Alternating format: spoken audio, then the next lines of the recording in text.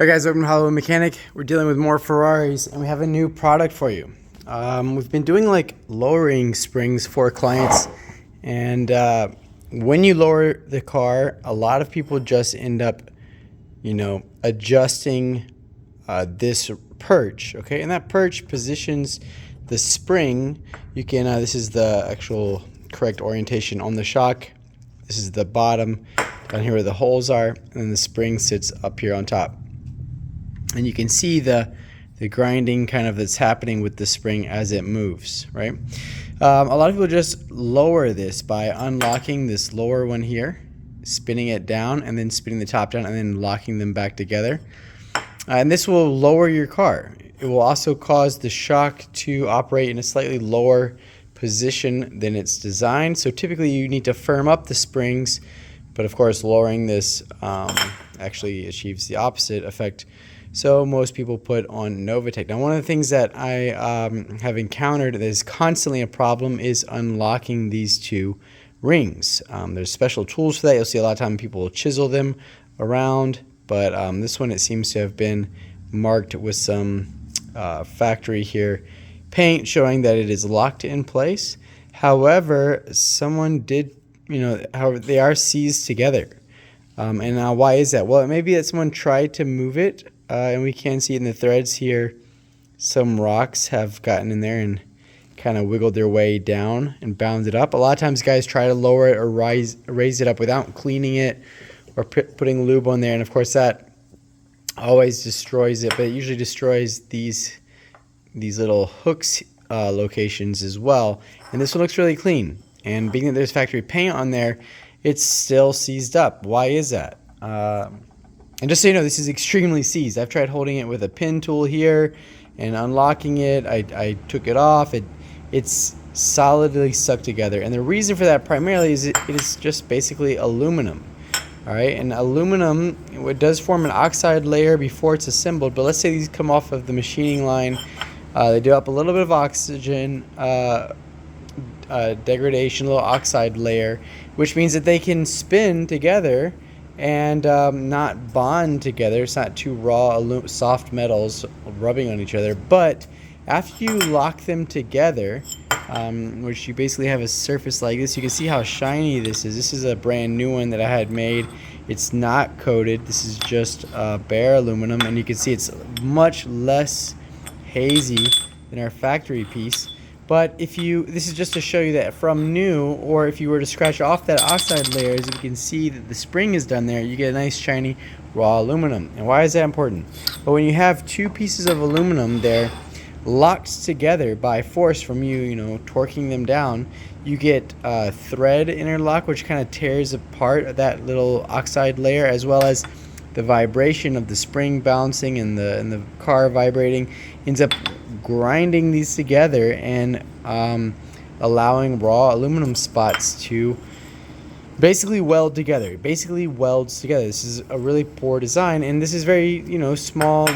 You would think Ferrari would sell replacement ones of these for when they get damaged, but alas, they do not. You have to buy the entire shock, which is at the dealer I think a $4,000 or $5,000 investment. At a wholesaler you may be paying $2,500, $3,000 with shipping and duties, maybe more. Okay, so we have come up with a solution that will help a lot. This is our hard anodized version, and as you can tell, it has a slightly grayer color than the factory. Let's go ahead and put like one of our raw aluminum ones next to it, and then the factory one next to that. You can see it's a little bit darker, and this is what I've been told is a level 2 hard anodized.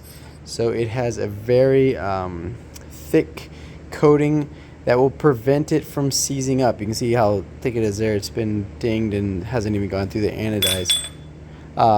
So what you'll do is if you have seized these up and you want to lower your car, you want to change the spring rate, you want to set it back to stock, we can sell you these. They have the same groove here that captures your lock ring. They're identical in every way to the factory, with the exception that they are anodized, and they will.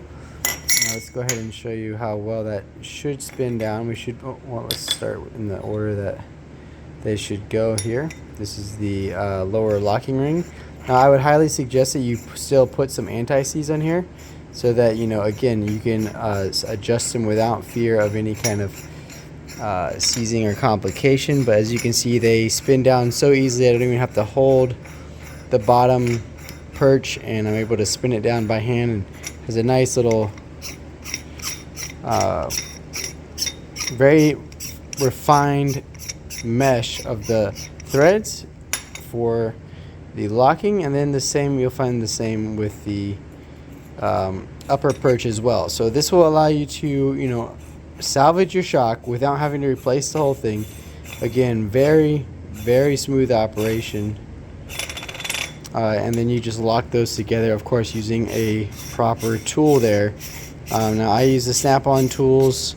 They have the pins like this for assisting in spinning this. This may try to rotate as you're unlocking it, so use a pin tool here and a hook tool there. I'll go ahead and show you what those look like.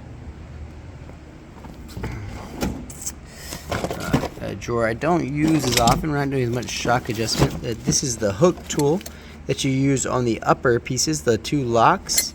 And then here you have the peg style that I use to hold onto that bottom piece when unlocking it. And or if I want to spin it around because my hook tool doesn't have the right angle, you know, I'm able to do that. So highly recommend you get some sets like that. Those are obviously Snap-on pricing, but these we are selling for I think it's $400 a piece, so per corner. So this one right here will be $400. It'll be $1,600 for all four for the car, and could save you, you know, 15-20 grand, especially if you're like some of the cars we've seen where it's super uneven shocks and balance because someone's messed with it and locked it up.